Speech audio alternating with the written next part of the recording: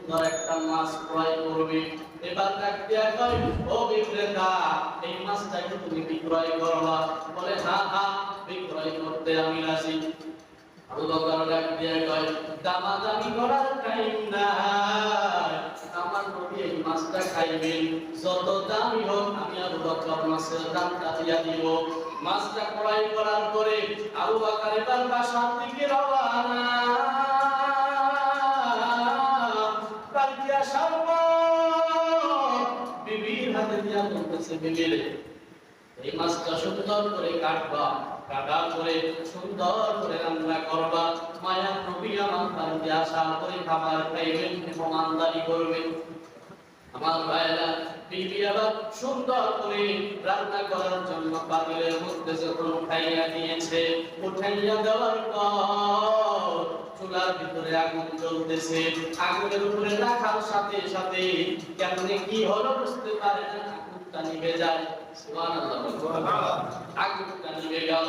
ডাক দিয়া কয়, স্বামী আমার, মাছটা যখন আমি রান্না করতে যাই চুলার আগুনটা নিভে যায়, কারণ কি বুঝতে পারলাম না। আবু বকর ট্রাই করে কোনো লাভ হয় না, আগুন জ্বালাইতে পারে না।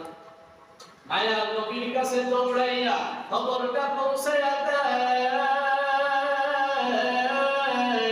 ও মায়ার নবী, আপনাকে দাওয়াত দিয়েছি, আপনাকে একটু মেহমানদারি করবো, এই কারণে আপনার দাওয়াত দিয়েছি। কিন্তু মাছটা ক্রয় করার পরে আগুনের উপরে যখন বসাইয়া দিয়েছে, আগুনটা নিভে যায়, বুঝতে পারি না। মায়ার নবীজি আবু বকরের বাড়িতে আসার পরে ডাক দিয়া কয়, রে আবু বকর, তুমি কি জানো এই মাছটা হলো ওই মাছ, একটা সমুদ্রের ভিতর দিয়ে একটা জাহাজ যাইতেছিল, ওই জাহাজের ভিতরে এক আল্লাহর বান্দা আমি নবীর উপরে পাঠ করতেছি। কি করতেছে? দরুদের আমল করতেছে।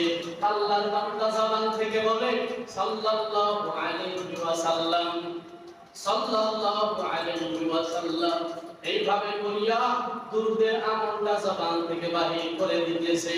এই মাছটা দরুদের আওয়াজটা শোনার পর জাহাজ জমিনে যাইতেছে, যেই পাশ দিয়ে জাহাজ যাইতেছে, জাহাজের কিনারায় কিনারায় যাইতেছিলাম, আমি নবীর উপরে দরুদ প্রেরণটা শুনতেছি। আল্লাহু আকবার বলেন। আল্লাহর নবী ডাক দেয়, আবু বকর রে, আল্লাহর কাছে এত প্রিয় হয়ে গেছে, এত প্রিয় হয়ে গেছে, দুনিয়ার আগুন তো দূরের কথা, দোজখের আগুনটা পর্যন্ত এই মাছটারে জ্বালাইতে পারবে না। আমার ভাইরা, ছোট্ট একটা ঘটনা থেকে কি আপনারে বোঝাইতে চাই, বান্দা ভালো করে বুঝো। একটা মাছ নবীজির উপরে দুরূদ প্রেরণ করা হইতেছে, এই কথা শোনার পরে যদি শুইনা যদি আল্লাহর কাছে এত প্রিয় হতে পারে, তোমার আমার জবান থেকে যদি আল্লাহর নবীর উপরে দরুদ প্রেরণ করা হয়, সাল্লাল্লাহু আলাইহি ওয়াসাল্লাম, সাল্লাল্লাহু আলাইহি ওয়াসাল্লাম, যদি আমি আপনার জবান থেকে বলতে পারি, তাহলে কেন জাহান্নামের আগুন আপনারে জ্বালাইবে? ঠিক কি না স্যার বলেন? জন্য জাহান্নামের আযাব থেকে বাঁচার জন্য দরুদের আমল বেশি বেশি করার দরকার আছে না? আমার ভাইরা, ওই জাহান্নাম তো বড় ভয়ানক। এই যে আপনারা দেখতেছেন ইন্টারনেটের মাধ্যমে খবরটা প্রকাশিত হয়ে গেল, বাংলার জমিনের মধ্যে সাপের উৎপাত বেড়ে গেল। কিসের উৎপাত? সাপের উৎপাত বেড়ে গেল। রাসেল ভাইবা এই সাপটারে নিয়ে বাংলার মানুষ তো এখন আতঙ্কের মধ্যে পড়ে গেল। এই সাপটা কামড় দিলে সাথে সাথে বাচ্চাটা মারা যায়। দেখেন নাই? নেটের মাধ্যমে দেখেন নাই? বাংলার জমিনে ছড়াইয়া যাইতেছে আমার ভাইরা। এই ছোট্ট সাপের বিষ যদি এত হয়, আর বাংলার মানুষ যদি এই সাপটারে ভয় করে করে করে করে আতঙ্কের মধ্যে পড়ে যায়, ও বাবা, ওই জাহান্নামের মধ্যে যে আল্লাহ সাপের ব্যবস্থা করেছে, কবরের মধ্যে সাপের ব্যবস্থা করেছে, বলেন তো দুনিয়ার সাপের থেকে, দুনিয়ার সাপের যে বিষ, কবরের সাপের বিষ কি তার থেকে কম? জোরে বলেন কম?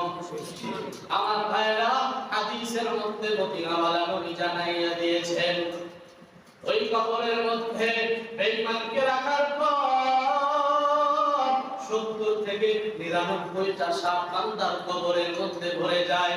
শুধু তাই নয়, ওই সাপের বিষ এত পরিমাণ বিষ, যদি ওই সাপটা একটা বার জমিনের মধ্যে বিষ ছেড়ে দেয়, দিনাওয়ালা নবী বলেন দুনিয়ার জমিনের মধ্যে যত গাছপালা তরুলতাগুলা দেখতে পাও, একবার সাপের বিষ ছড়ানোর সাথে সাথে কিয়ামত পর্যন্ত জমিনের মধ্যে আর কোনো ঘাস উৎপন্ন হবে না।